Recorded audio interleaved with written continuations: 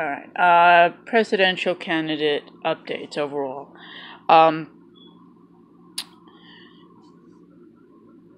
In the Democrats, there's really only one candidate that I'm excited about, and that's Mike Gravel. He really, at the moment, fits almost squarely in the center, except less authoritarian, but close to where, but I'd say the center, roughly, of the Green Party is right now. But again, he's less authoritarian than the center, but he's just as much left or right. He's, in terms of that axis, he's the center of the Green Party. I absolutely love his platform. I love his passion. And more I dig into his history, I'm like, wow, yeah, that fits in terms of what I'd consider leader, not necessarily quote unquote leader of army, but leader of what spirit of movement should be in terms of change. He's running not to quote unquote win in terms of the nomination or become president, but he's running to get into the debates, which I highly encourage people, give the $1. The suggested donation is actually $4. Whatever he doesn't spend on basic campaign expenses, it's going to go to the folks in Flint, Michigan, in terms of the water crisis there.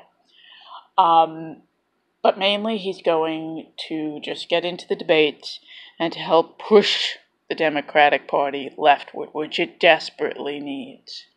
He was an actual, elected leader in the Democratic Party during the Nixon era. So there was indeed a time when he was, and he still considers himself a Democrat.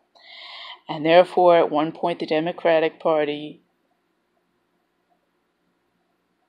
again, in seeing him and seeing the policies, I'm like, okay, at one point, and now I get why there are, 70, 80-year-old Democrats. What the heck, what some of them were. Sanders has always been really an independent, and thusly it's almost like, to some extent, he probably, to some extent, started right of where Democrats at one point were, judging by comparing him to Gravel. So then I'm getting some traffic in terms of lately on Twitter over Yang. The problem is with Yang, and I'm getting some arguments on this. There's quite a few. I've mentioned a couple of videos, but he's still never given a straight answer, as in point blank written statement, which it needs to be at this point, as to when someone is eligible for Medicaid, SNAP, which is to say food stamps, and SSI and or SSDI, which is to say Social Security disability monies, okay? Not retirement, that's already excluded, and he has that clearly written out. So he's taking care of the quote-unquote senior block. But he's not taking care of the disabled poor with any of his statements. He's given kind of like a half-ass answer of, it really won't be, and yet he's including and he's making because it should be, in a UBI construct, SNAP food stamps should be eliminated. So, because it should be a part of basic cost of living for everyone. Everyone should be able to afford food. And therefore, by eliminating not only SNAP, but the SNAP extension programs, and by the way, in most states, SNAP is only eligible if you are disabled or senior and poor. It's not just income. Although in New York and a few other places, they've put through extensions and expansions of SNAP. WIC as well, in terms of food for WIC.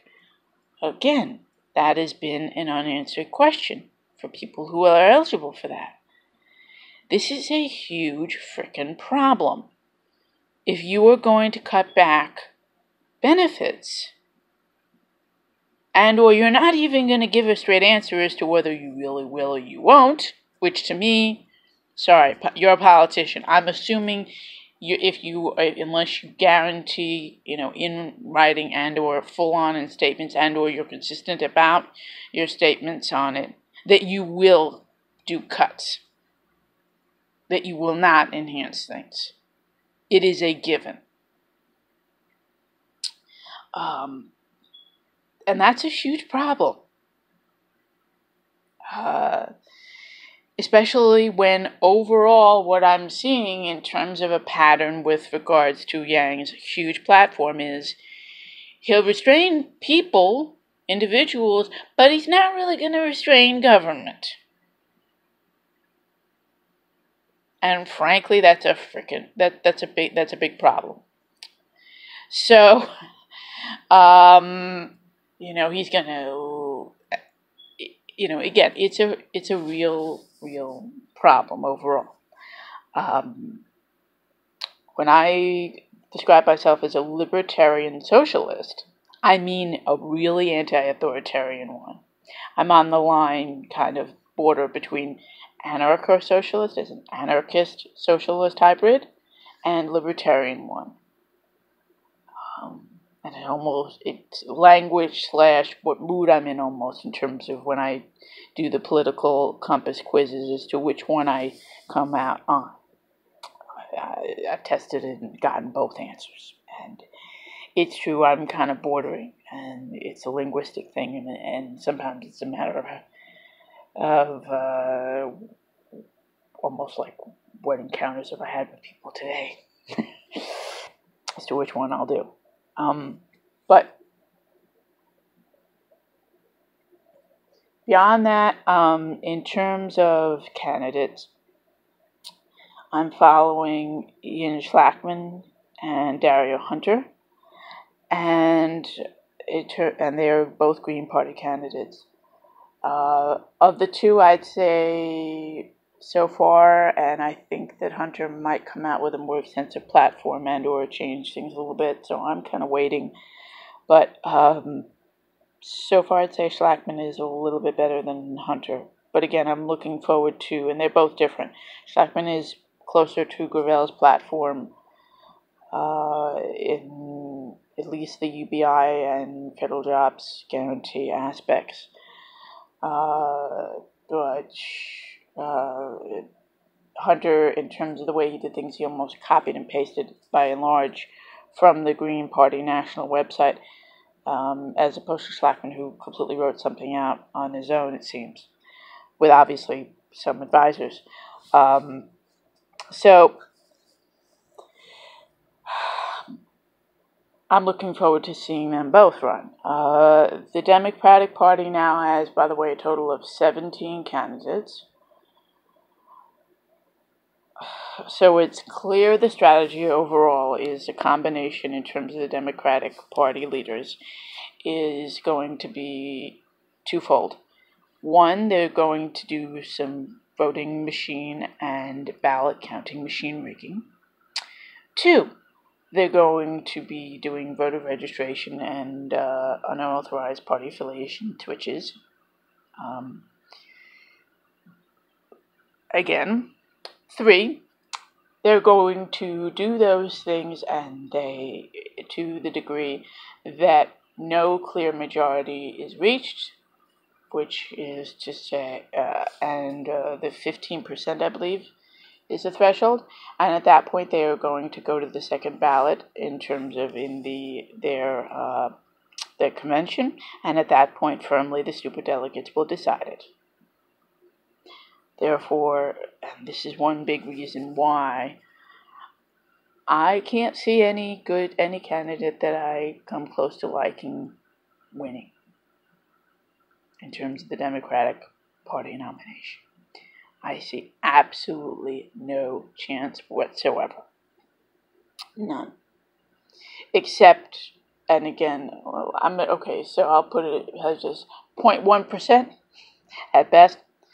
What people would have to do nationwide is people that are tech savvy would have to monitor every frickin' voting machine and ballot counting machine, look over all of them to ensure none were rigged in any way, okay, which would basically mean at every single polling station in the entirety of the United States would have to be someone with enough tech savvy to watch those machines for that and ensure we got something fair.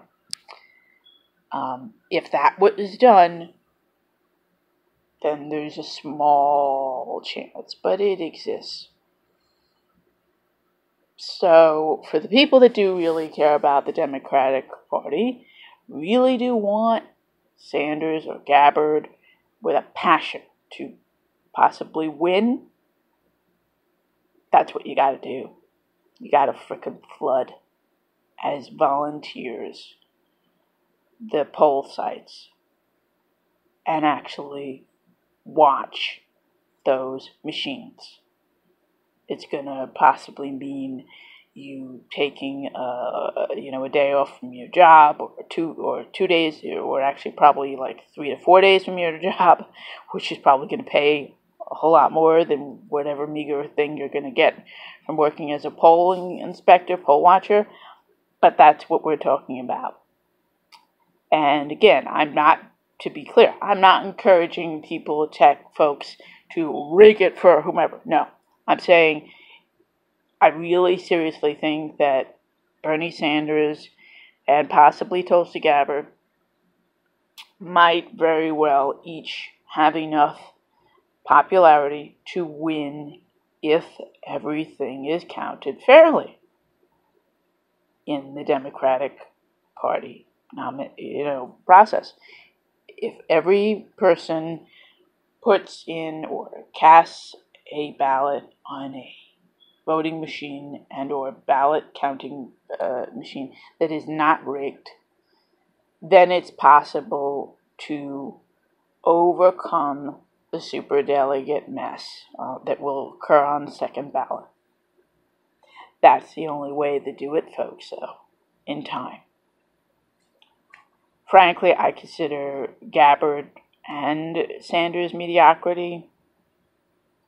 I'm nowhere freaking near them. Okay? But that's what you've got to do if you really want this done. And that's really the only route. And we're talking about, again, every single poll site in the entirety of the United States is going to need one person to do this. At least one. Massive amount of people power. That is the only route. I don't have the tech savvy, frankly, to do this. Another possibility is if someone, in terms of enhancing maybe personnel power, is to possibly do trainings on how to spot this and how to fix it. Again, another option. But for speed's sake, for accuracy's sake, tech-savvy folks, learn how. I've seen at least one or two videos on it. It's not that hard. But, frankly, I could barely run my tech devices now, as it is. And it's partially a knowledge issue, but it's sizably a dexterity issue as well. So, and also an inability to afford equipment. So, which isn't all that pricey, but the level of poverty I am, it's still too much money. Again, though, that's what it'll take.